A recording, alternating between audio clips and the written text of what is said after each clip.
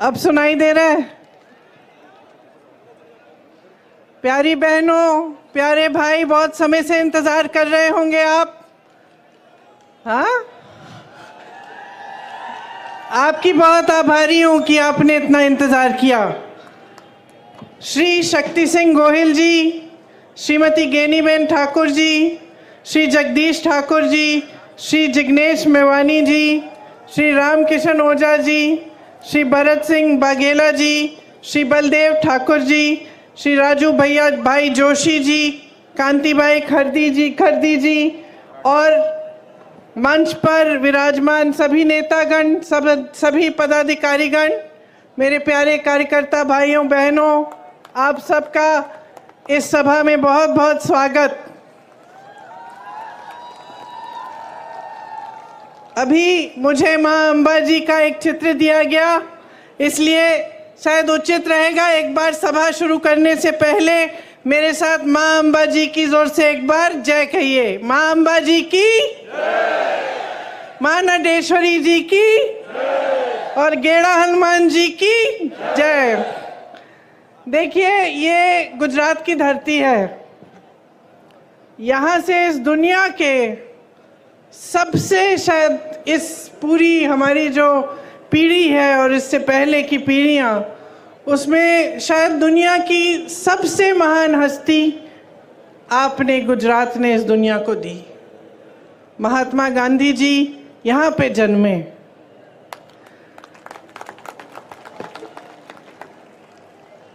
श्री सरदार पटेल जी भी गुजरात के ही पुत्र थे।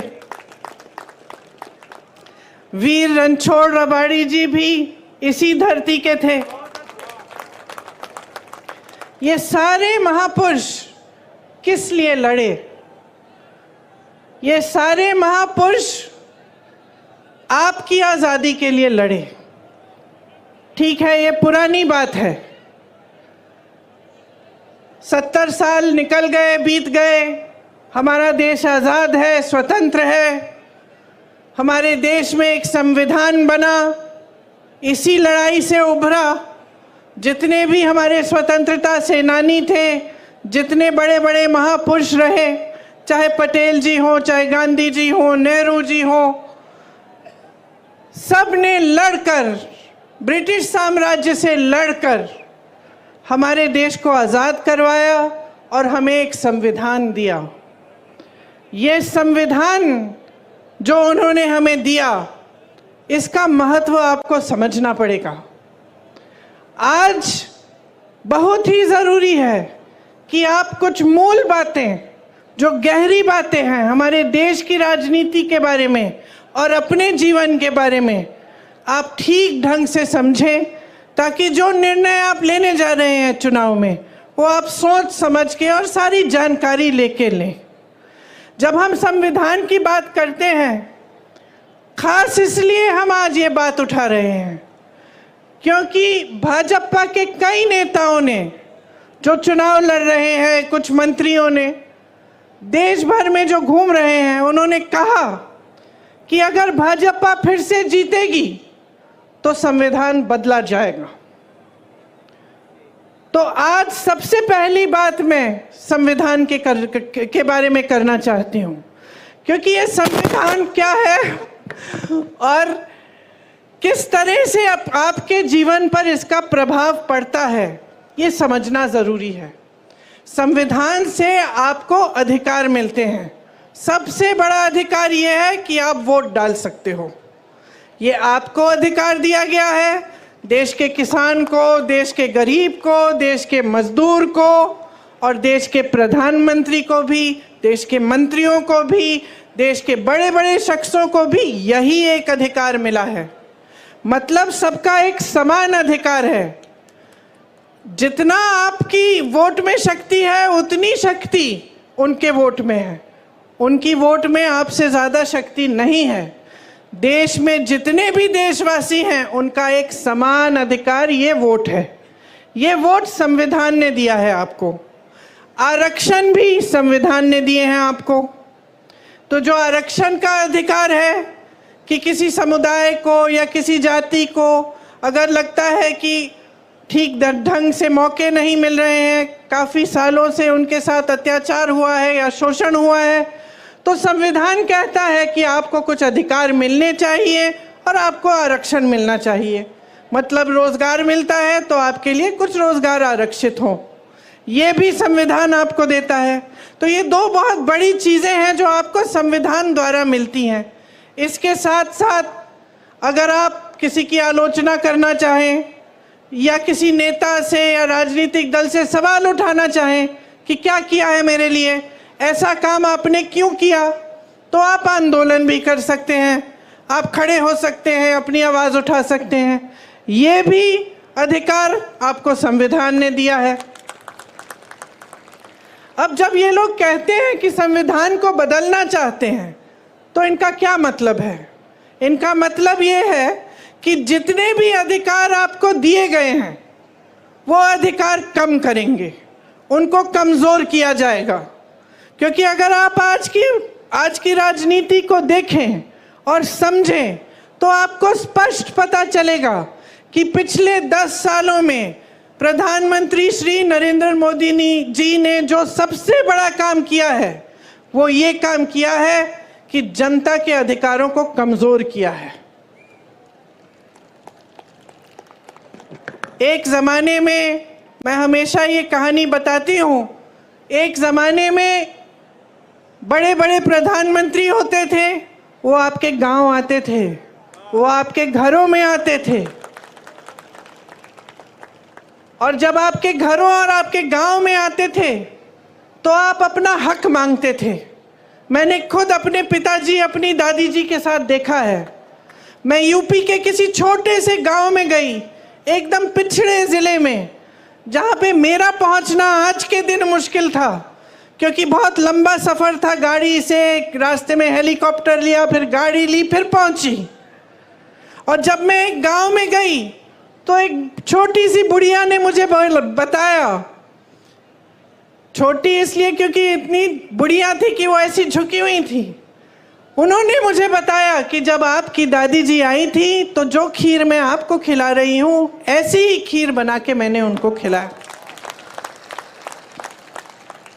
मैं अपने पिताजी के साथ गांव जाती थी, उनके पीछे पीछे, तो अपने ही संसदीय क्षेत्र में जब वो किसी के घर में चले जाते तो अगर कोई सुविधा नहीं मिली होती, या पानी नहीं आ रहा है, या उस ज़माने में वो इंडिया मार्क 1 लगता था, वो नल नहीं लगा है, या सड़क नहीं बनी है, तो डांट खाते थे। जनता डांटती थी कि आप प्रधानमंत्री हैं, हमारा नल नहीं लगाया आपने।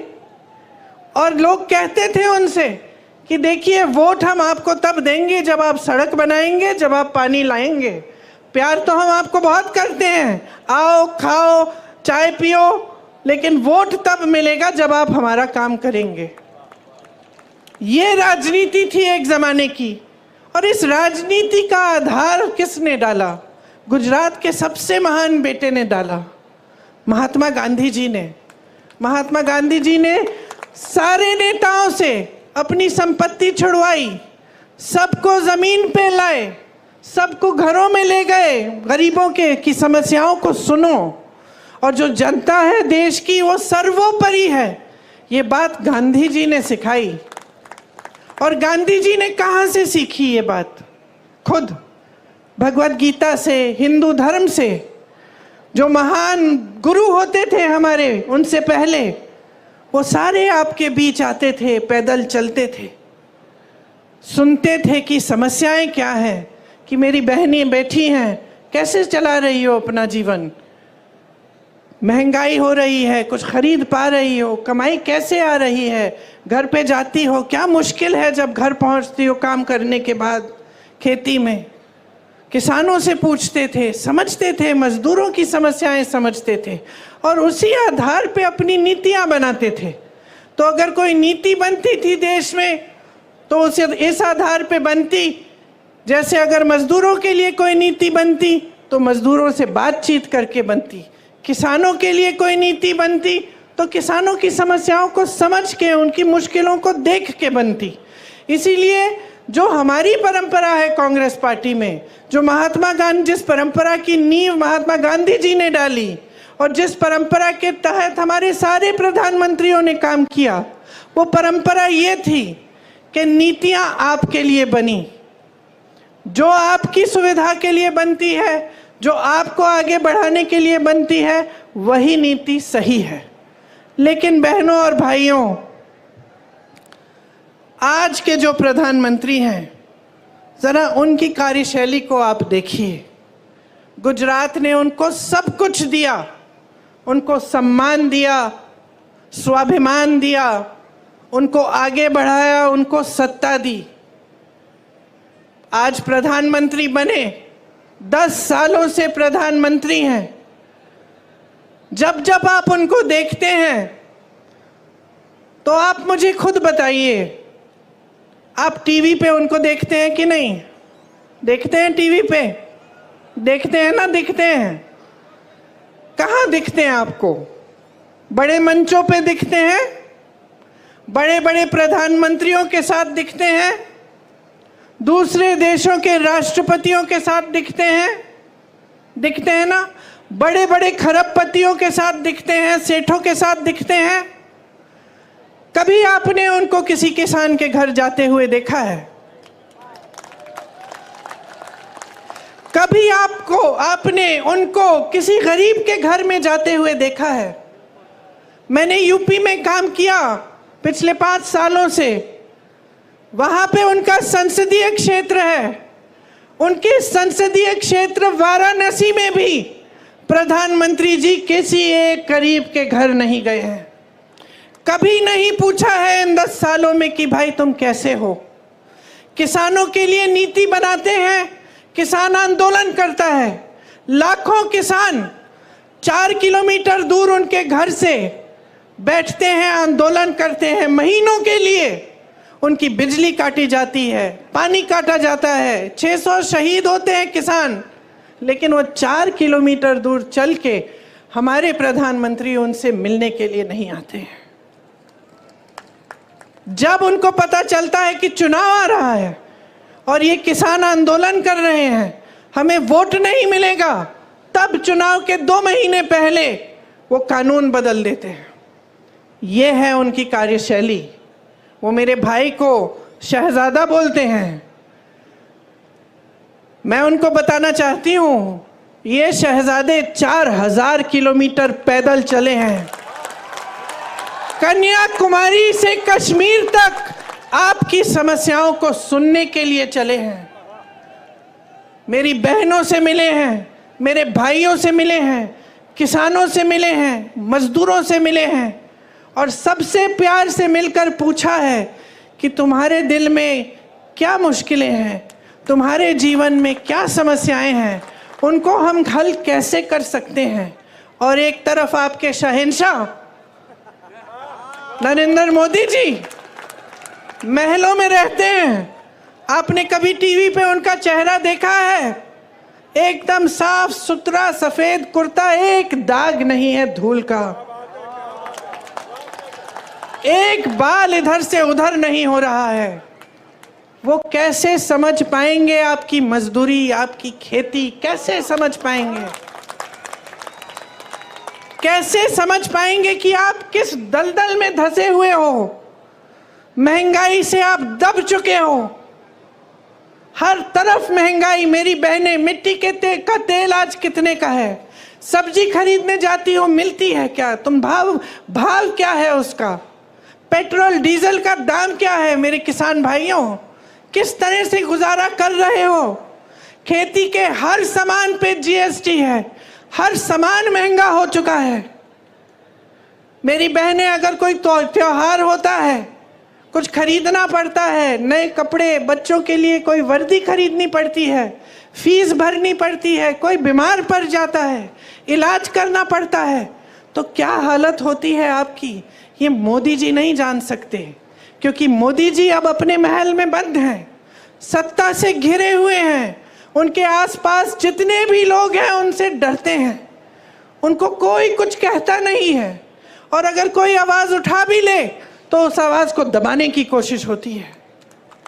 आज उनको ये नहीं पता है कि आप कितनी समस्याओं से जूझ रहे हैं। आप देखिए यहाँ राजपूत समाज की महिलाओं का कितना अपमान किया गया।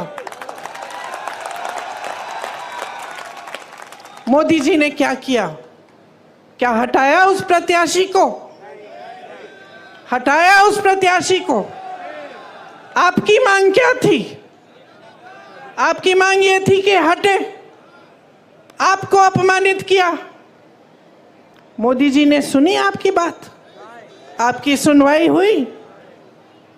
मैं आपसे वादा करती हूं बहनों कि अगर हमें मौका मिला, हम देश भर में आपकी बात हम फैलाएंगे, बताएंगे, और इस तरह का अपमान आपके साथ हम नहीं होने देंगे। आज मेरी बहनों, जहां जहां महिलाओं का अपमान किया गया है, वहां मोदी जी की सरकार ने जिन्होंने अपमान किया, जो अत्याचार कर रहे हैं, उनका साथ दिया है, उनके पक्ष में खड़ी हुई है इनकी सरकार, आपके पक्ष में नहीं। हाथरस में महिला के साथ अत्याचार हुआ, उसको जला के मार डाला। भाजपा की सरकार ने उनको बचाया जिसने अत्याचार किया था। उन्नाव में हुआ, मैं उस महिला के घर गई, कोई ऐसा अत्याचार नहीं था जो उसके परिवार पे नहीं बरसाया गया, क्योंकि उस महिला ने आवाज उठाई। उसके साथ अत्याचार करने वाला एक भाजपा के प्रधान का रिश्तेदार था। उस महिला ने, नौजवान थी, आवाज उठाई, कचहरी में गई केस डालने। जहां वो अपमान हुआ था वहां केस नहीं डाला गया तो अगले जिले में चली गई, वहां से डाला। रोज सुबह अकेली जाती थी 6 बजे ट्रेन लेकर अगले जिले में, वहां पे कचहरी में जाती थी अपने केस की सुनवाई के लिए। एक दिन जब वापस आ रही थी तो उसको जलाकर मार डाला। 1 किलोमीटर जलते हुए चली, कोई आया नहीं मदद करने के लिए, पुलिस नहीं आई, कोई नहीं आया। जब मैं उसके घर गई तो उसके पिताजी ने मुझे बताया कि क्योंकि उसने आवाज उठाई थी, उसके भाइयों को पीटा गया था, उसके पिताजी को पीटा गया था, पिताजी के खेत जला डाले थे, लेकिन सरकार से कोई मदद नहीं मिली। मोदी जी ने कोई मदद नहीं की। हमारी बड़ी बड़ी ओलंपिक की मेडलिस्ट महिलाएं जो लड़ी, देश के लिए मेडल लाई, जब मेडल लाई तो मोदी जी ने उनके साथ फोटो खिंचवाई और सारे अखबारों में लिखा था कि देखिए मोदी जी है तो मुमकिन है, मोदी जी की वजह से ये मेडल लेके घर आई हैं। जब वही महिला सड़क पे उतरी क्योंकि उसके साथ अत्याचार हुआ था, मोदी जी ने उनकी मदद नहीं की। उस महिला ने, उसकी आंखों में आंसू थे जब उसने मुझे बताया कि दीदी मैंने सोचा था कि मैंने इतना बड़ा काम किया है, देश के लिए मेडल लाई हूँ, अगर मैं यहाँ पे बैठ के मांग करूँगी तो ज़रूर मेरे साथ न्याय मिलेगा, मुझे न्याय मिलेगा। लेकिन उसे न्याय नहीं मिला। आपको मालूम है क्या तोहफा मिला उसको, जिसने उस पर अत्याचार किया? आज उसका बेटा भाजपा के टिकट पे खड़ा है। जिस तरह से जिसने यहाँ पे आपकी महिलाओं का अपमान किया, उसके बेटे को टिकट दिया, उसी तरह से उत्तर प्रदेश में इसके बेटे को भी टिकट दिया। ये है नरेंद्र मोदी जी की सरकार की असलियत। और जैसे मैंने कहा, घिरे हुए हैं सत्ता से, अब आपको नहीं पहचानते, आपको नहीं जानते। बताइए, अगर गुजरात की जनता से कटे नहीं होते तो यहाँ से चुनाव क्यों नहीं लड़ रहे हैं? गुजरात से क्यों चुनाव नहीं लड़ रहे हैं? इतनी दूर जाकर वाराणसी में क्यों लड़ रहे हैं? क्योंकि कट चुके हैं आपसे। आपसे जो फायदा निकलना था बहनों और भाइयों, निकाल लिया।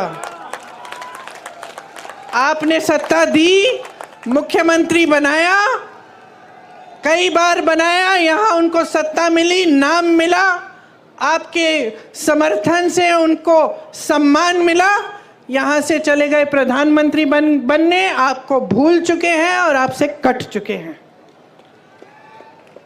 ये किसानों की धरती है, यहाँ अनार, आलू, जीरा पैदा करते हैं आप। आपसे पूछना चाहती हूँ, मोदी जी की 10 साल सरकार है, आपको न्यूनतम समर्थन मूल्य मिलता है इसके लिए? नहीं मिलता। जो आपका कोऑपरेटिव सेक्टर है, अमूल, बनास डेयरी, ये किसने खड़ा किया? आपको याद है? कांग्रेस के ज़माने में खड़ा हुआ ये सेक्टर। और आज प्रयास क्या है? भाजपा के नेता इसका कब्जा करने की कोशिश कर रहे हैं। ये आपकी संपत्ति है, ये आपके लिए बनाया गया सेक्टर, ताकि आप फूले फले, आप आगे बढ़ें, ताकि यहाँ के किसान आगे बढ़ें। भावनगर में गौचरों की ज़मीन पर भी इनके नेताओं ने कब्जा किया है। ये आपकी ज़मीन है, कोई रोक नहीं रहा है इनके नेताओं को। जहाँ कुछ मिल रहा है वहाँ हाथ मार रहे हैं। समझ लीजिए क्या हो रहा है आपके साथ। कांग्रेस पार्टी ने एक न्याय पत्र निकाला है। इस न्याय पत्र का आधार जो है वो मेरे भाई ने, जो ये 4000 किलोमीटर चले थे, ये उस वही जब आपसे बातें की उन्होंने, आपकी समस्याएं समझी, वही आधार बना इस न्याय पत्र के लिए। मतलब वो समझे कि आपके साथ अन्याय हुआ है, किसानों के साथ, मजदूरों के साथ। तो उन्होंने एक ऐसा घोषणा पत्र निकलवाया हमारी पार्टी से, जिसमें आपके लिए सारी सुविधाएं हैं। और इससे पहले, इस चुनाव से पहले, जहां जहां प्रदेशों में चुनाव हुआ है, हमने जो घोषणा पत्र में लिखा है वो करके दिखाया है। आज अगर आप कर्नाटका की महिलाओं से पूछेंगे कि सरकार ने आपके लिए क्या किया, तो वो बताएंगी कि हमें हर महीने 2000 रुपये मिलते हैं और हम बस की यात्रा मुफ्त में करते हैं।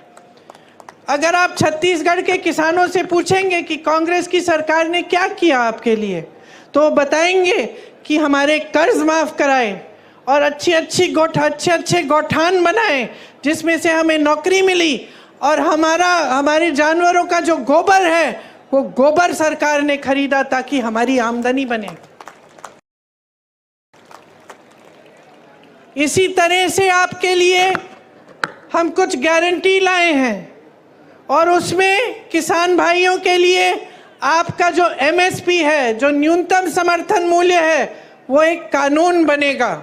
मतलब आपका अधिकार बन जाएगा। कानून के तहत आपको मिलना ही होगा। ऐसा हो ही नहीं पाएगा कि जो आप यहाँ पे आलू उगाते हैं, जीरा उगाते हैं, उसका न्यूनतम समर्थन मूल्य आपको मिले ना।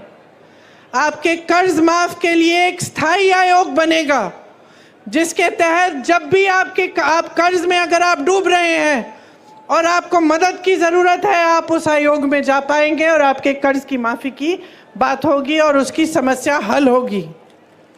खेती के सारे सामानों पे आज GST दे रहे हो। हमारी गारंटी है कि खेती के सारे सामानों से हम GST हटा देंगे। आपके फसल का नुकसान होता है, भुगतान मिलता है? नहीं मिलता है। मोदी जी नहीं देते भुगतान। हम कह रहे हैं कि जब फसल का नुकसान होगा तो 30 दिन के अंदर अंदर आपको भुगतान मिलेगा।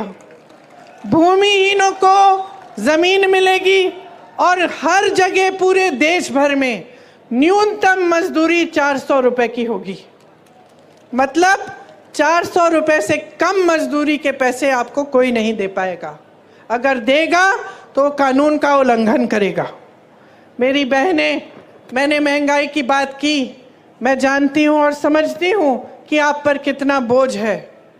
जो समाज है उसका बोझ भी आप उठाती हो, समाज की परवरिश भी आप करती हो। जब अपने बच्चों को बड़ा करती हो, मेहनत से उनकी हर चीज़ देखती हो, बच्चा बीमार पड़ता है उसका इलाज, बुखार होता है उसकी देखभाल, खाना खाया कि नहीं खाया, पढ़ाई की कि नहीं की, स्कूल जा रहा है ठीक से कि नहीं जा रहा है, ये सारे काम आप करते हो अपनी नौकरी या अपने रोजगार या अपनी खेती के अलावा। तो आप बाहर जाती हो, काम करती हो, घर आती हो और काम करती हो। इसीलिए आपके लिए हमने सोचा है कि जो परिवार की सबसे बड़ी महिला है उसको हमारी सरकार 8,500 रुपये हर महीने दिलवाएगी। ये पैसे सीधे आपके खाते में जाएंगे। मतलब कि 1 साल में आपको 1 लाख रुपए मिलेंगे। और 50% जितने भी सरकारी नौकरियां हैं उसमें से 50% महिलाओं के लिए आरक्षित रहेंगी।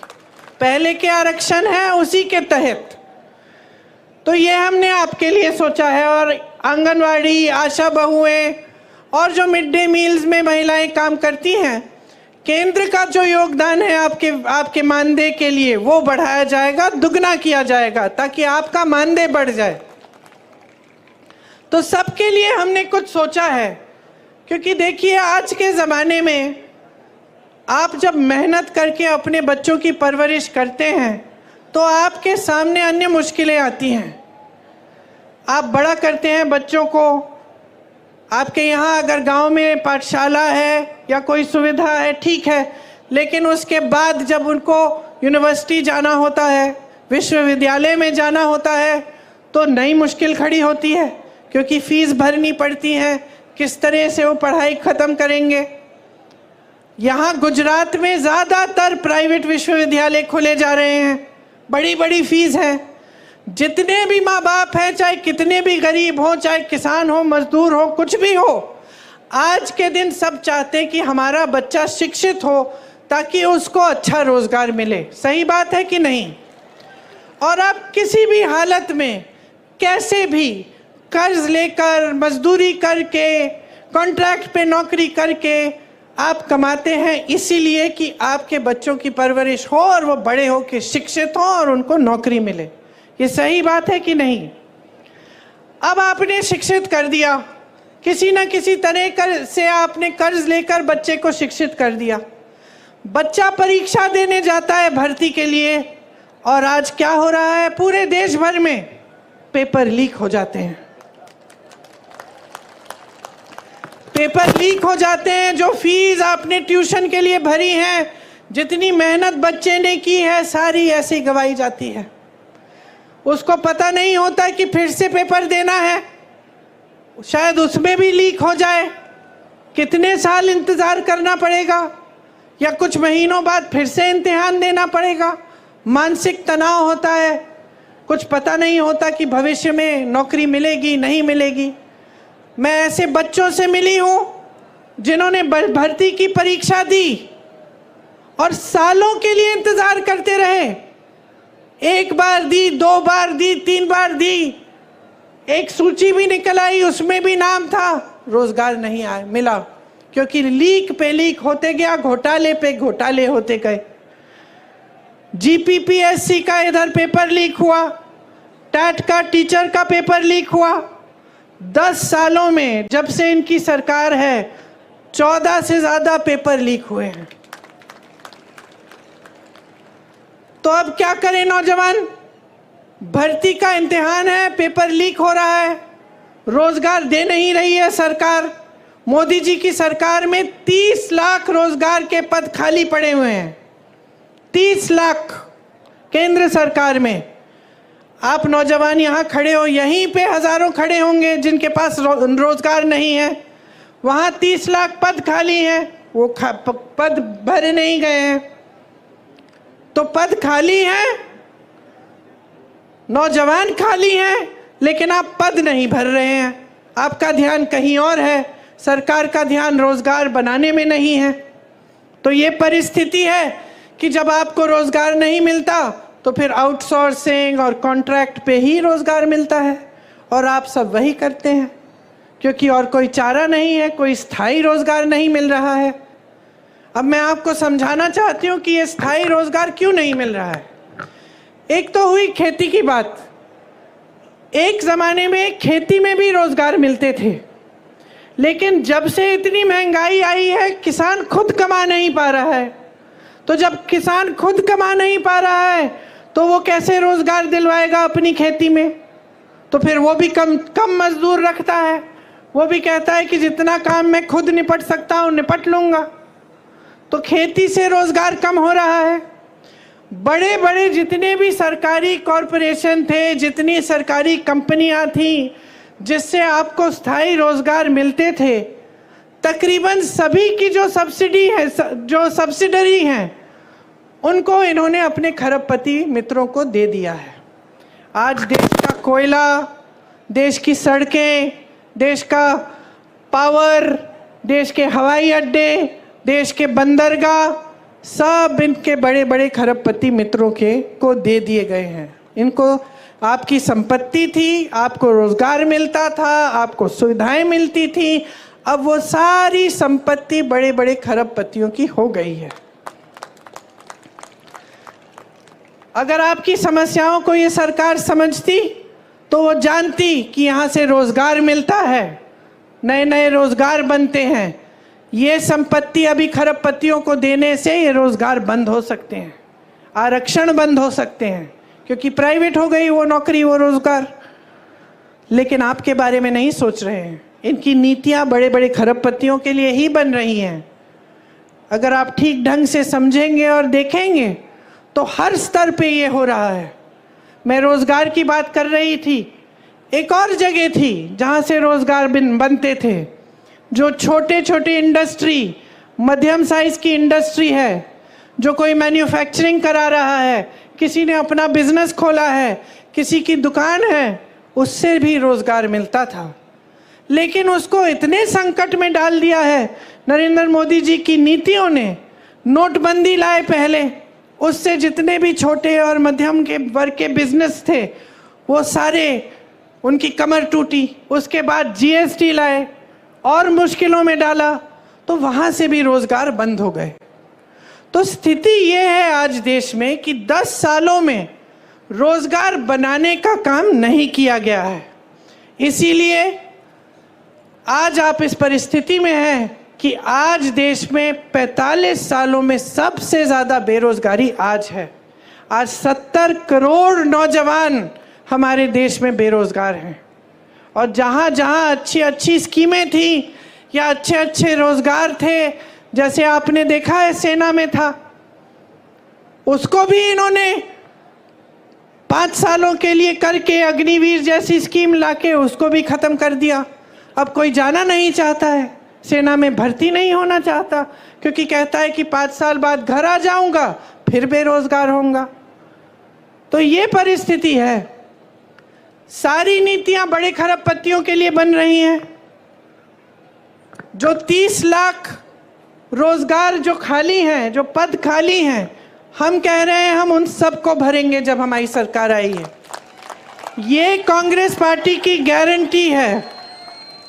मैं नौजवानों को यहाँ खड़े हुए देख रही हूँ। अगर और जब आप स्नातक पास होंगे तो आपके लिए एक अप्रेंटिसशिप का प्रोग्राम लाएंगे हम। अप्रेंटिसशिप मतलब आपने देखा और सुना होगा कि जो अमीर लोग हैं, इनके बच्चे जब पढ़ाई ख़त्म करते हैं तो स्थायी रोज़गार मिलने से पहले उनको एक अप्रेंटिसशिप में डाला जाता है, जिसको इंटर्नशिप कह लीजिए, लेकिन उसमें वो कमाते हैं।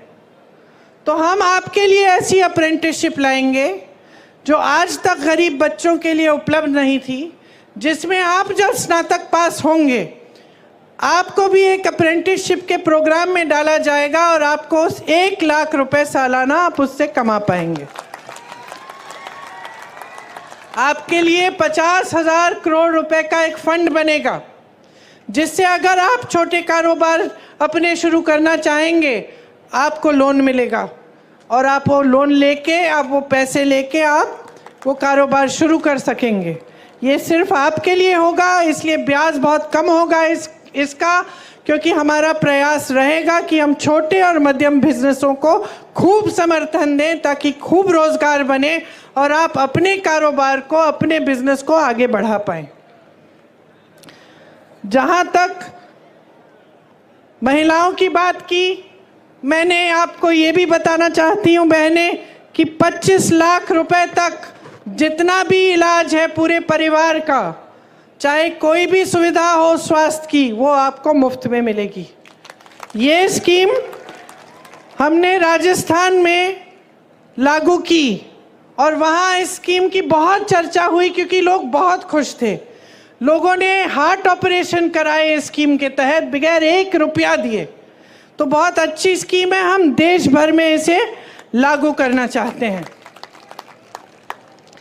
हम देखिए आपके लिए ऐसा काम करना चाहते हैं ताकि पूरे देश का विकास हो, आपका विकास हो बहनें, किसानों का हो, सबका एक साथ विकास हो। क्योंकि हमारे संविधान में लिखा है कि सबको समान दृष्टि से देखना है, और ये जो समानता है ये हमारे संविधान की देन है। आज प्रधानमंत्री जी कहते हैं कि जो इस देश में समानता चाहता है वो संविधान के विरोध है। तो आप सोचिए कि इन्होंने हर चीज को घुमाकर उल्टा कर दिया है। संविधान आपके लिए बना, आप सबको समान अधिकार देने के लिए बना। आज देश के प्रधानमंत्री खुद आपके सामने खड़े होकर कहते हैं कि जो समानता के लिए लड़ रहा है वो संविधान का विरोध कर रहा है। तो आप सोचिए कैसी कैसी गलत बातें आपको बताई जाती हैं और काम इनके कैसे हैं। आपको जल, जंगल और जमीन पे अधिकार दिए गए थे, संविधान ने दिए, कांग्रेस की सरकारों ने दिए। उन सब अधिकारों को कमजोर करने का काम इन्होंने किया है। पहले SC, ST, OBC और रिटायर्ड फौजियों को जमीन के पट्टे मिलते थे। आज मैं आपसे पूछना चाहती हूं, भाजपा की सरकार रही है 10 सालों से, आपको क्या पट्टे मिलते हैं? जैसे मैंने आपको कहा, तमाम सरकारी कंपनियों को प्राइवेट बनाने का काम किया है। इससे आरक्षण खत्म होते हैं, फिर से आपके अधिकार कमजोर होते हैं। सरकारी विश्वविद्यालयों में आपको अच्छी शिक्षा मिलती थी कम फीस में। जब प्राइवेट इतने सारे बनाते हैं और सरकारी विश्वविद्यालयों को कमजोर करते हैं, तो भी ये काम करते हैं कि आरक्षण भी कम होंगे और फीस भी ज्यादा होगी। तो आप देखिए, ऊपर के जितने भी पद हैं, जो बड़े बड़े पद हैं, उसमें लैटरल एंट्री से ये पद दे रहे हैं, बाकी सब खाली रख रहे हैं। और जो नीचे के पद हैं, जो भर्ती के पद हैं, उसको खाली रख रहे हैं। तो ये सारे काम जो कर रहे हैं ना, ये इनकी एक नीति है। और ये नीति जो है, ये सबसे बड़ी इनकी नीति जो है कि सब कुछ बड़े बड़े खरबपतियों की सफलता और उनके आगे बढ़ने के लिए हो, और जो देश का गरीब है उसको 5 किलो का राशन पकड़ाओ और उसको बड़ी बड़ी बातें बताओ, मंच पे खड़े होकर बड़े बड़े इवेंट दिखाओ और उसी में निपट लो बस। उसके आगे कोई रोजगार देने की बात नहीं, विकास करने की बात नहीं, नए पाठशाला बनाने की बात नहीं, नए विश्वविद्यालय बनाने की बात नहीं, अस्पताल बनाने की बात नहीं। कहते हैं कि कांग्रेस ने 70 सालों में क्या किया। मैं इनसे पूछना चाहती हूँ, 10 सालों में आपने क्या किया? हमने IIM बनाए, IIT बनाए, एम्स बनाए, HAL बनाया, BHEL बनाया। आप नाम लीजिए, कांग्रेस ने बनवाया। भाखड़ा नंगल डैम बनवाया, आपका अमूल बनाया। इन्होंने क्या बनाया? इन्होंने क्या बनाया? फूट फैलाई लोगों के बीच में, नफरत का बीज बो दिया, क्योंकि उस नफरत के बीज से उन्हीं की सत्ता बढ़ेगी। आपसे जब जब आते हैं चुनाव के समय आपसे बात करने के लिए, तो क्या बातें करते हैं? आए थे अभी 2-3 दिन पहले, मैंने सुना उनका भाषण। चुनाव है हिंदुस्तान में, बात हो रही है पाकिस्तान की।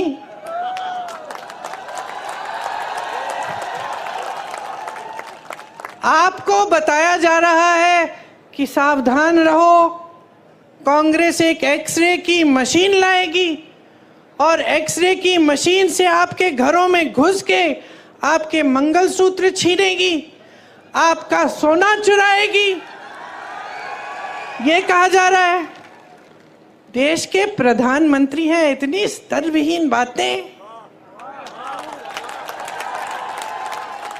आपने देश का प्रधानमंत्री चुना ताकि देश का सम्मान रखें, पूरा देश देखे कि ये हमारे प्रधानमंत्री हैं, ये अच्छी सुलझी हुई बातें करते हैं, सभ्य बातें करते हैं, क्योंकि यही हमारी देश की सभ्यता रही है।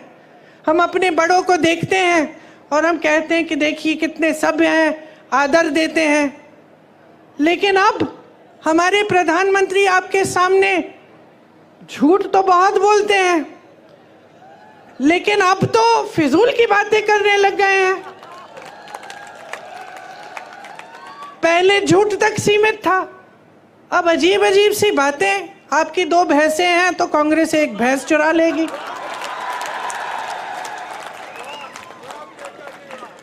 पचपन सालों से कांग्रेस की सरकार रही है इस देश में। जरा बताइए किसकी भैंस चुराई हमने? किसी की गहने चुराए? किसी के मंगलसूत्र पे आंच आने दी? और आज हम आपके घरों में एक्सरे की मशीन, सबसे पहले तो ये बताएं कि कैसी है भाई ये एक्सरे की मशीन जो मंगलसूत्र निकाल के ढूंढती है? मैं भी देखना चाहती हूँ, कुछ ऐसा है भी इस दुनिया में। और अब हम आकर आपके घरों के अंदर चोरों की तरह आपके भैंस चुराएंगे, आपका सोना चुराएंगे। क्यों? क्योंकि उनका वो पुराना जो रट है वो चल नहीं रहा है। क्योंकि आज इस देश की जनता जाग रही है, क्योंकि आज इस देश की जनता कह रही है कि मेरे मंच पे आओगे तो मेरी काम की बात करो। आज इस देश की जनता कह रही है मुझे इस चुनाव को हिंदू मुसलमान पे नहीं लड़ना है, मुझे इस चुनाव को बिजली, पानी, रोजगार, महंगाई पे लड़ना है। आज इस देश की जनता कह रही है कि बहुत हो गया मोदी जी, बहुत हो गया, बहुत देख लिया आपकी नौटंकी, बहुत सुन लिया आपके भाषण, लेकिन आपके भाषणों में एक लफ्ज हमारे लिए नहीं रहा। आज देश की जनता कह रही है कि मोदी जी हमें बताइए, 10 साल से हमने आपको पूरी सत्ता दी, उस सत्ता का क्या किया आपने? क्या आपने हमारे जीवन में आप तरक्की लाए कि नहीं लाए? और जनता को दिखने लगा है कि 10 साल बीत गए, बहुत बड़ी बड़ी बातें, क्या था वो, सबका साथ सबका विकास, ऐसी बात। किसका विकास हुआ? बैठे हो ना, विकास हुआ है आपका विकास हुआ है बहने। तो बस हवा में बड़ी बड़ी बातें हुई हैं और आपने शानदार इवेंट, ये तो मैं बोलती हूँ, बड़े शानदार इवेंट बनाए इन्होंने। हर 2-2 महीने एक शानदार इवेंट। सिर्फ मोदी जी दिख रहे हैं और कुछ दिख नहीं रहा है, वही सफेद कुर्ता, कोई धूल नहीं, कुछ नहीं, सब दूर हैं उनसे, अकेले चल रहे हैं। अब अकेले ही हो गए हैं। अब ये जनता जो है ना, उनका अकेलापन देख रही है और उनके अकेलेपन का हर रोज प्रमाण देख रही है। ये जो बातें होती है ना कि आपकी भैंस चुरा लेगी कांग्रेस, ये उसी का प्रमाण है। कोई सच्चाई नहीं बता रहा है, अकेले बैठे हैं, सलाहकार भी झूठ बोल रहे हैं, सलाहकार भी सही बात नहीं बता रहे हैं। अजीब सी परिस्थिति बन गई है बहनों और भाइयों आज हमारे देश में। इसको पहचानो। एक सच्चाई आपको टीवी पे दिखती है, वो सच्चाई जो आपको दिखा रही है ना, ये समझ लो सारे टीवी के चैनल आज बड़े बड़े खरबपतियों के हैं, तो आपको अपनी सच्चाई नहीं दिखाएंगे। आपने कितने प्रोग्राम देखे हैं इस चुनाव के दौरान जहां कोई पत्रकार दुकान में जा रहा है और कह रहा है कि भाई आज टमाटर का दाम देखो, कि देखो कितनी महंगी है ये तेल, या ये गैस सिलेंडर कितना बढ़ चुका है, क्या लोग गुजारा कर पाएंगे? ये आप नहीं देखते किसी चैनल पे। किसी चैनल पे आप ये नहीं देखेंगे कि 70 करोड़ लोग इस देश में बेरोजगार हैं मोदी जी के राज में। ये बात, इस पे कोई रिपोर्ट नहीं देखेंगे। आप देखेंगे कि मोदी जी कौन से कपड़े पहनते हैं, मोदी जी किस प्रधानमंत्री से मिल रहे हैं, किस तरीके के आम खाते हैं, ये देखेंगे आप। क्योंकि आज मीडिया भी झुक गई है, सारे चैनल भी झुक गए हैं। पत्रकार एक समय में सवाल उठाता था, मुझे याद है मेरे पिताजी के समय में एक अखबार रोज 10 सवाल छापता था, प्रधानमंत्री से सवाल है ये। आपको याद होगा कैसे आक्रमण होती थी मीडिया, कोई घबराता नहीं था नेता, कहता था ठीक है सवाल पूछो जवाब देंगे। आज तो नेता इतने घबरा गए हैं ये कि जब इनका चुनाव आ रहा है तो इनके सामने जो प्रत्याशी खड़े हैं उनको घूस देके उनको बिठा रहे हैं।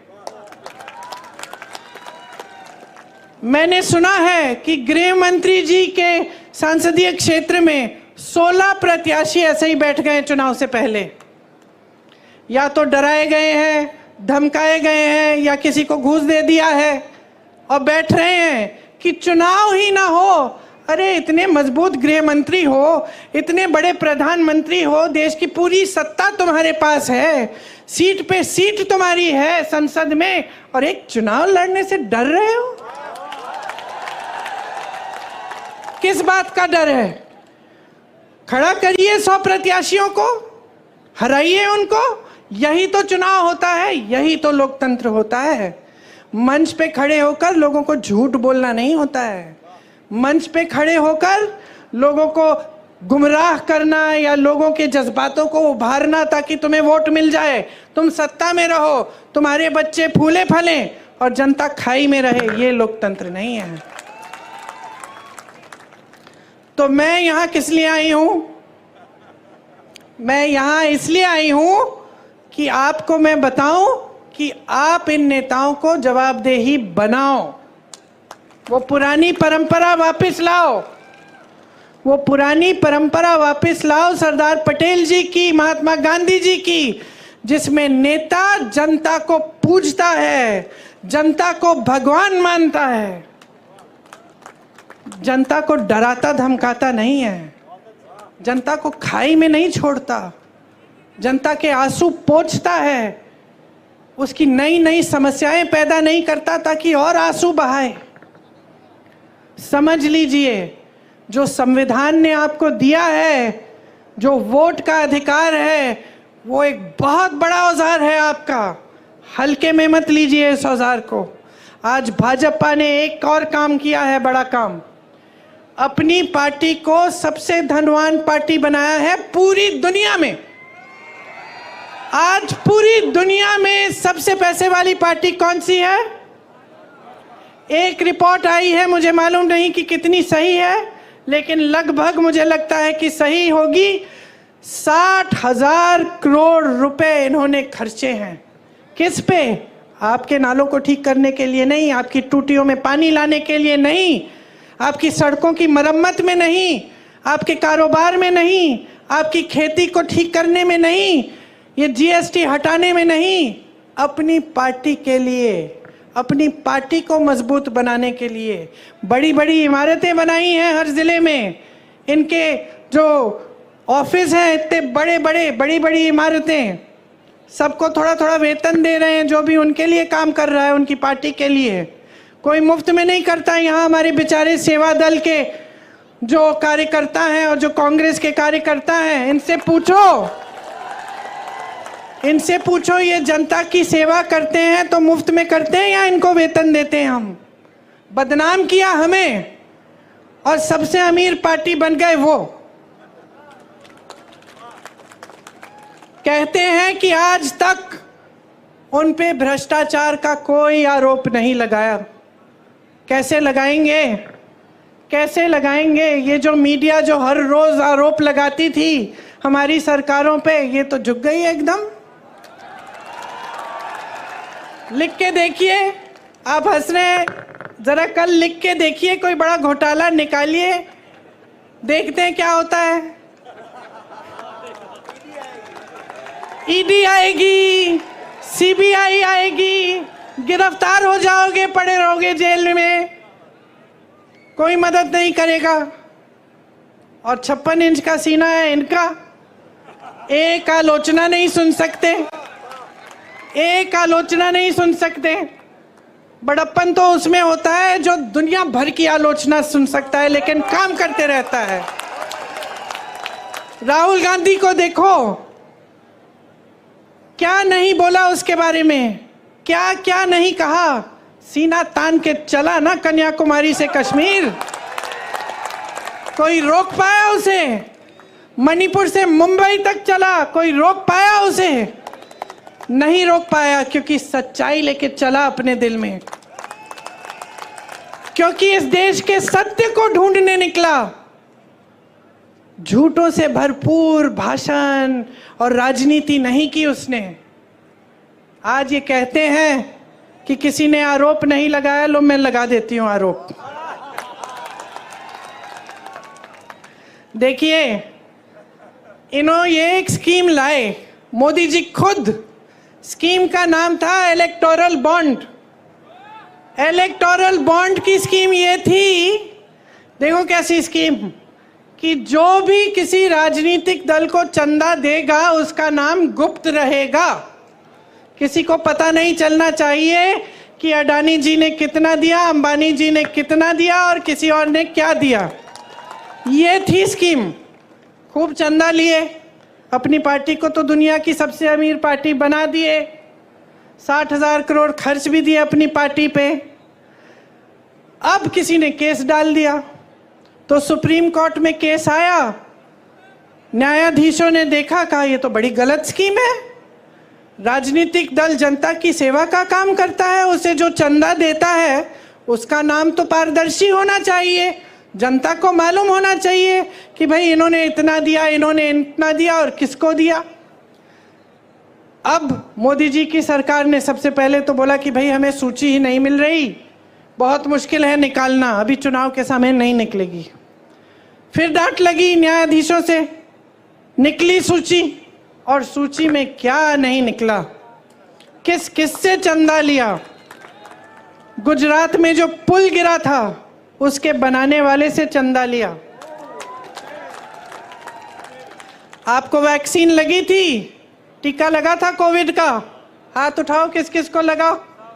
मुझे भी लगा, 2-2 बार सबने लिया, सर्टिफिकेट मिली ऐसी। किसका चेहरा था उस पे? किसका था? शहंशाह जी का चेहरा था। उस टीके को सिर्फ एक कंपनी ने बनाया था, ये नहीं कि 10 कंपनियों ने बनाया। उस कंपनी से चंदा लिया। आज क्या निकला है? रिपोर्ट निकली है कि कुछ प्रतिशत लोगों से को इस टीके से ऐसा हो सकता है कि अचानक हार्ट अटैक हो गया, अचानक गिर के मर जाएंगे। कितने नौजवानों को ऐसा हुआ है पिछले 1-2 सालों में, हम सब जानते हैं, मैं खुद जानती हूँ लोगों को जिनके साथ ऐसा हुआ। किसी को पता नहीं चल रहा था कि कैसे ऐसे गिर के मर गए। अच्छे खासे सेहतमंद थे, कोई जिम कर रहा था, कोई दौड़ लगा रहा है, कोई 40 साल का, और आज आपको ये बात पता चल रही है। और ऊपर से ये बात पता चल रही है कि भाजपा ने इनसे चंदा लिया। और बताती हूँ, ऐसी कंपनियों से चंदा लिया है जिस पे छापा मारा था इन्होंने। छापा मारा, चंदा लिया, छापे बंद। केस लगाया, चंदा लिया, केस बंद। गौ माता, अच्छा, हमें बताया जा रहा है कि गौ मांस के सप्लाई कंपनी से भी चंदा लिया है, 250 करोड़ का। यहाँ आपके मंच पे धर्म की बातें, धर्म के रखवाले वहां चंदा ले रहे हैं इन लोगों से। तो ये भ्रष्टाचार है कि नहीं है? इससे बड़ा भ्रष्टाचार आपने कभी देखा है कि सरकार ने भ्रष्टाचार की स्कीम ही बना दी? एक जमाने में भ्रष्टाचार होता भी था तो छुपके चोरी से होता था, अब भ्रष्टाचार खुलेआम स्कीम के तहत हो रहा है, इलेक्टोरल बॉन्ड। और आपको कहने की ये हिम्मत कि हम भ्रष्ट नहीं हैं, कहते हैं कि खुद ईमानदार हैं, बाकी सारे नेता भ्रष्ट हैं। किसी को जेल में डाल दिया है, किसी मुख्यमंत्री को, किसी और को जेल में डाल दिया है, किसी पार्टी का, जैसे कांग्रेस पार्टी के खाते बंद करा दिए चुनाव से पहले कि इनको चुनाव के लिए कोई सुविधा नहीं मिलनी चाहिए। अपनी पार्टी को इस कदर वॉशिंग मशीन बना दिया है, धुलने वाली, जो कपड़े धोने वाली मशीन होती है ना, कपड़ा डालो, गंदा कपड़ा अंदर डालो, निकालो तो साफ निकलता है। इसमें क्या होता है, इनकी पार्टी में नेता चले जाता है, पहले कहते हैं भ्रष्ट है, इसके 70,000 करोड़ का स्कैम है, उसका ये घोटाला है, उसने इतना चोरी किया। फिर कहते हैं आइए, आपका स्वागत, हमारी पार्टी में आइए। जैसे ही वो नेता उनकी पार्टी में चले जाता है तो कहते हैं कि बिल्कुल ठीक, इसने तो कुछ किया ही नहीं है, ये तो साफ हो गया, ये तो बहुत ईमानदार आदमी है।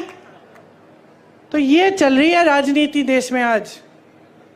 चुनाव लड़ने की हिम्मत नहीं हो रही है, लोगों को बिठाया जा रहा है, पैसे खिलाए जा रहे हैं प्रत्याशियों को, मुख्यमंत्रियों को जेल में डाला जा रहा है। तो अब देखिए, आप पर निर्भर है आपका भविष्य। आपको लगता होगा कि ये जो बड़े बड़े नेता मंच पे बैठते हैं ये हमारा भविष्य तय करते हैं। कुछ हद तक ये बात सही है, लेकिन सिर्फ कुछ हद तक। सच्चाई ये है कि आप अपना भविष्य तय करते हो। आपका भविष्य आपके हाथों में है। मेरी बहनें, आप जब वोट डालने जाती हो ना, तो 5 सालों के लिए आपके जीवन में क्या होने वाला है इसका आप ये तय करने जाती हो कि आपके गांव में, आपके परिवार में तरक्की आएगी कि नहीं, इसलिए अपना वोट डालती हो। तो इसको हल्के में बिल्कुल नहीं लेना है। सब पढ़ो, सुनो, जानकारी लो, नेताओं की बातें सुनो। कौन यहाँ आकर आपकी बात कर रहा है, कौन गंभीर बात कर रहा है और कौन हल्की बात कर रहा है, कौन भैंसों की बात कर रहा है कि कोई चुराएगा, और कौन कह रहा है कि 30 लाख रोजगार आपको दिलवाएंगे। 10 सालों में अगर कुछ किया होता तो ये चुनाव खुशी से उन 10 सालों की कामयाबी पे लड़ सकते थे, लेकिन ये चुनाव इस पे नहीं लड़ रहे हैं। जैसे जैसे चुनाव आगे चला जा रहा है, पहले धर्म की बातें, अब चोरी करने की बातें, पाकिस्तान की बात भी आ गई है। अब जैसे जैसे आगे बढ़ेंगे और ये 1 महीना निकलेगा चुनाव का, तो आप देखते रहना। कोई गांव में बैठा हुआ चाय की दुकान में ऐसी बातें करता तो आप हंस पड़ते। हंसते कि नहीं? अगर कोई कहता कि भाई कोई नेता आके तुम्हारे घर में एक्सरे से तुम्हारे गहने निकालेगा और तुम्हारी भैंस चुरा ले जाएगा, तो क्या कहते? हंसते। अब प्रधानमंत्री वही बात कर रहे हैं तो हंसो ना,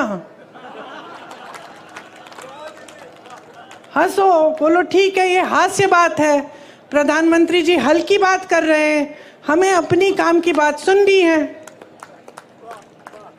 और इन नेताओं को मजबूर करो, हमारी तरह मजबूर करो सब नेताओं को, चाहे वो कांग्रेस के हों, भाजपा के हों, किसी भी पार्टी के हों, मजबूर करो कि चुनाव में आपके सामने आए तो आपकी बात करें। इधर उधर की बात जो करता है उसको पहचान लो और अच्छी तरह से अपनी परिस्थितियों को पहचानो। कोई ऐसी सच्चाई नहीं है इस देश में जो टीवी पे ही दिखती है। बड़े बड़े इवेंट, महल, बहुत तरक्की हो रही है, बड़े बड़े लोग महलों में अपनी शादियां करा रहे हैं, उनके लिए एयरपोर्ट भी इंटरनेशनल एक दिन में होए जा रहा है। तुम्हारे लिए यहाँ एयरपोर्ट ही नहीं है। समझ लो सच्चाई क्या है। सच्चाई तुम्हारा जीवन है। ये जीवन जो तुम जी रहे हो, ये जो रोज सुबह उठ के रोजगार ढूंढने निकलते हो, कुछ नहीं मिलता। दुकान जाते हो कुछ खरीदने के लिए, आधी चीजें छोड़ के वापस घर आ जाते हो। ये है तुम्हारी जीवन की असलियत। खेती कर रहे हो, मजदूरी कर रहे हो, मेहनत कर रहे हो, पसीना बहा रहे हो, लेकिन कुछ कमा नहीं पा रहे हो। जो कमा रहे हो जा रहा है महंगाई की वजह से। ये है आपकी सच्चाई। इस सच्चाई के आधार पर अपना वोट दो। इस सच्चाई के आधार पर, जिस सच्चाई को आप अपने अनुभव से जानते हो, जिस सच्चाई को आप, अपनी बहनें, आपके बच्चे जो जी रहे हैं, जब बच्चे को खाना नहीं दे पा रहे हो, वो भूखा सो रहा है, वो सच्चाई है।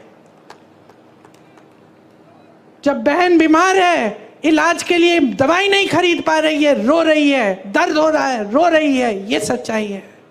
जब बच्चा होने वाला है, अस्पताल इतनी दूर है कि पहुंच नहीं पा रही है, ये सच्चाई है। ये जो 1100 रुपए 1200 का सिलेंडर आप खरीद रहे हो, ये सच्चाई है। समझ लो कि अगर अपनी सच्चाई आज नहीं पहचानोगे और इस सच्चाई के आधार पर अपना वोट नहीं डालोगे तो ये देश इसी तरह आगे बढ़ेगा जिस तरह से पिछले 10 सालों में आपने देखा है। क्या है कि कहीं नहीं जा रहा है, सिर्फ बड़े लोग और बड़े होते चले जा रहे हैं, सिर्फ अमीर लोग और अमीर होते चले जा रहे हैं। सारी सुविधाएं इनको, आपके लिए कुछ नहीं। टैक्स भी आप ज्यादा भर रहे हैं इनसे, आपका टैक्स बढ़ाया जाता है, जीएसटी लगाया जाता है, उनका टैक्स बढ़ाया नहीं जाता है। 16 लाख करोड़ रुपए उनके कर्ज माफ होते हैं। किसके बैंक से? मोदी जी का बैंक है घर में, मोदी जी का बैंक है, आपका बैंक है।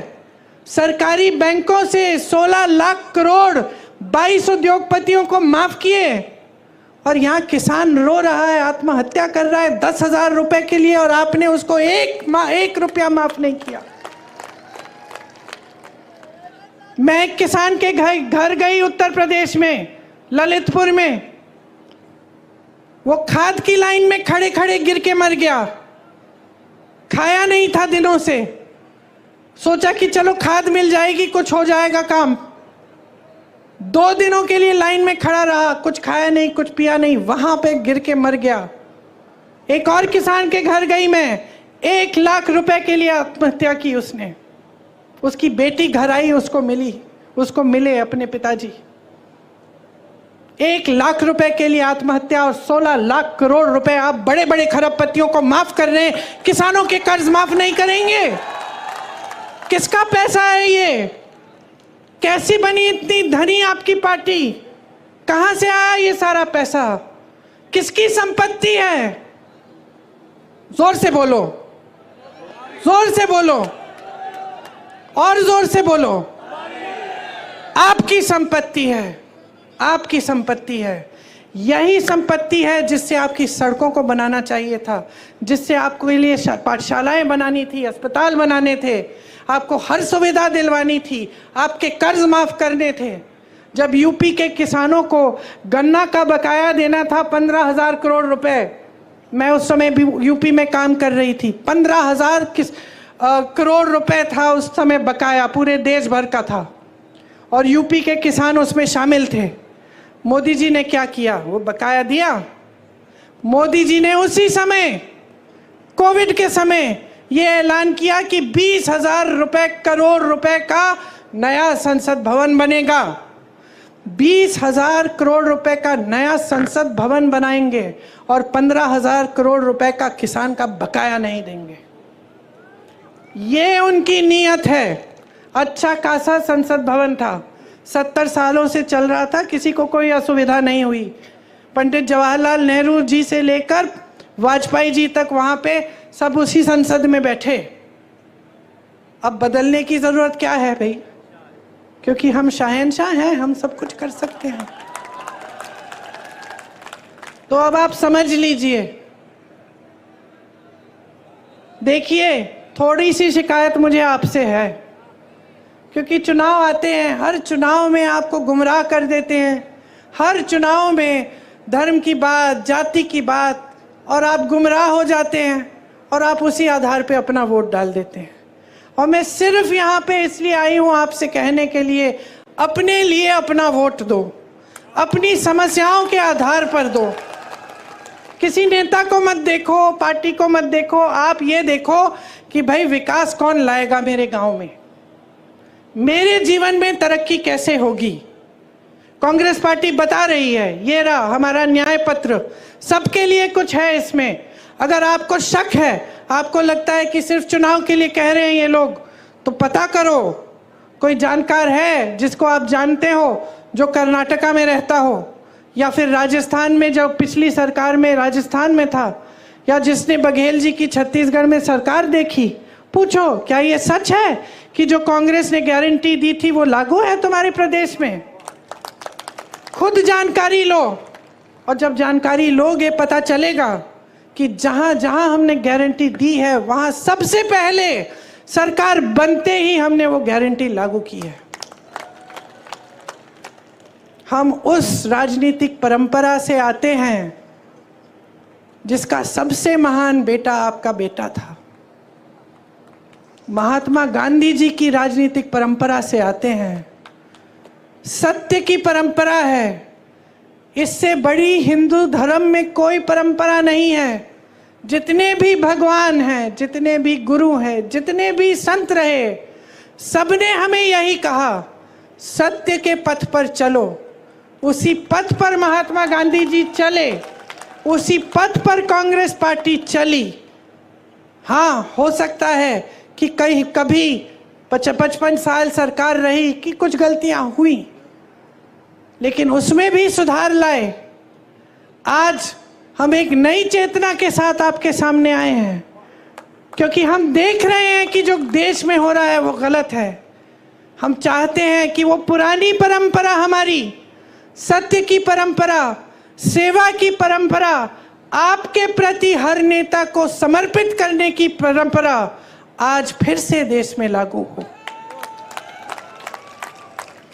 तो मैं बहुत लंबी बातें कर चुकी हूं।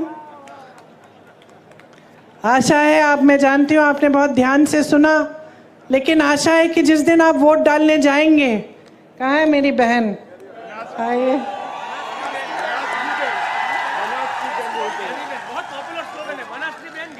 बनास की बहन। मुझे सबसे ज्यादा खुशी तब होती है जब मैं अपनी बहन के प्रचार में आती हूँ, किसी भी बहन के प्रचार में,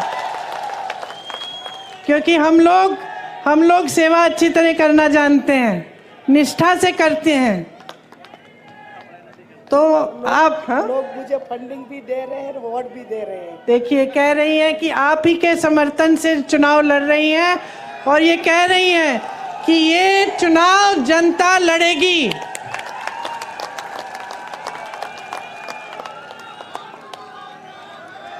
मैं भी इन्हीं के साथ हूं।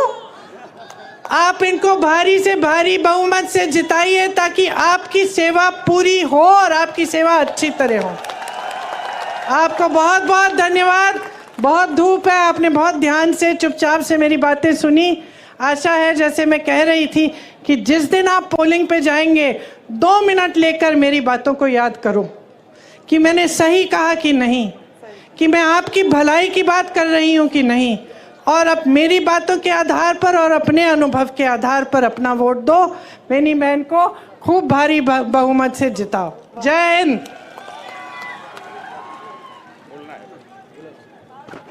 શનિવારના પવિત્ર દિવસે આજે પ્રિયંકાજી આપણી વચ્ચે ઉપસ્થિત છે, ત્યારે થરાદના પૂર્વ ધારાસભ્ય ગુલાબસિંહ રાજપૂતને વિનંતી કરું કે ગેળા હનુમાનજીની પ્રતિમા આપીને રાહુલ ગાંધીજીનું સ્વાગત કરે. ભાઈ જયેશ કરમટા, ભાઈ